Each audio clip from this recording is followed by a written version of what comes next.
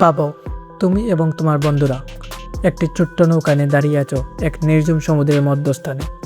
চারদিকে শুধু জল আর জল, আর সেখানে কাটাতে হবে কয়েক দিন বা কয়েক সপ্তাহ। ঠিক সেই মুহূর্তটা কেমন লাগবে তোমার কাছে? হ্যাঁ, এটাই হচ্ছে স্বপ্নের ইতালি। একটা ছোট্ট ঘর, 20 জন মানুষ, হাত বাঁধা, ফোনের স্ক্রিনে ভিডিও কল, আর ওপাশে একটা পরিবার। তারা দেখছে ছেলে তখন জীবন মরণের মধ্যস্থানে দাঁড়িয়ে। ঠিক সেই মুহূর্তটা কেমন লাগবে পরিবারের, সেটা আপনি হয়তো কিছুটা অনুমান করতে পারছেন। ইউরোপীয় ইউনিয়নের সীমান্ত পর্যবেক্ষণ সংস্থা ফ্রন্টেক্স এর সাম্প্রতিক এক প্রতিবেদনে বলা হয়েছে, অবৈধভাবে সমুদ্রপথে ইউরোপ প্রবেশের তালিকায় বাংলাদেশিরা রয়েছে শীর্ষে। ঠিক এইরকম ঘটনা ঘটে অল্প কিছুদিন আগে বাংলাদেশের সিলেট বিভাগে। কয়েকজন যুবক জীবনের পরীক্ষা না করে ইউরোপের আশায় ইতালি গমনে গিয়ে সাগরের মধ্যে মারা যায়।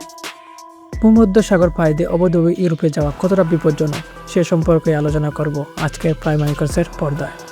প্রতিদিন হাজার হাজার মানুষ আফ্রিকার বিভিন্ন দেশ থেকে একটাই লক্ষ্য নিয়ে বের হয়, ইউরোপে যাওয়া। বিশেষ করে লিবিয়া থেকে ইতালি যাওয়ার সমুদ্রপথ সবচেয়ে বেশি ব্যবহার করা হয়। কিন্তু কেন? কারণ দারিদ্র্য, যুদ্ধ, বেকারত্ব আর একটি ভালো জীবনের স্বপ্ন। এই যাত্রা শুরু হয় অনেক আগেই। নিজের দেশের মাটি ছেড়ে মানুষজন হাজার হাজার টাকা খরচ করে মানব পাচারকারীদের হাতে নিজেদের তুলে দেয়। এই পাচারকারীরা প্রতিশ্রুতি দেয় তোমাকে ইউরোপে পৌঁছে দেবো, কিন্তু বাস্তবতা তাদের রাখা হয় অন্ধকার করে। খাবার কম, মারধর, টাকা না দিলে নির্যাতন, আরও অনেক ব্যবহারই করা হয়। অবশেষে আসে সেই দিন, তাদের উঠানো হয় একটি ছোট্ট নৌকায়, যেখানে 50 জনের জায়গা থাকে 150 জন। লাইফ জ্যাকেট নেই, খাবার নেই, পানি নেই। এই পথটা পার হতে হয় ভয়ঙ্কর মেডিটেরিনিয়ান সাগর পেরিয়ে। এই সমুদ্র পৃথিবীর সবচেয়ে বিপজ্জনক রুটগুলির একটি। প্রতি বছর হাজার হাজার মানুষ এই সাগরে ডুবে মারা যায়।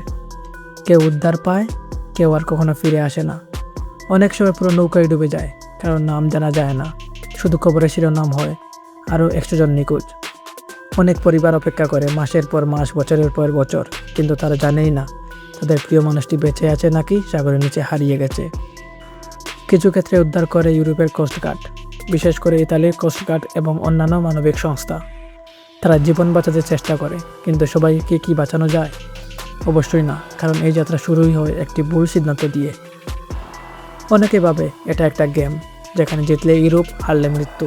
কিন্তু বাস্তবে এটা কোনো গেম নয়, এটা একটা জুয়ার গেম, যেখানে নিজের জীবনটাই বাঁচিয়ে রাখা হয়।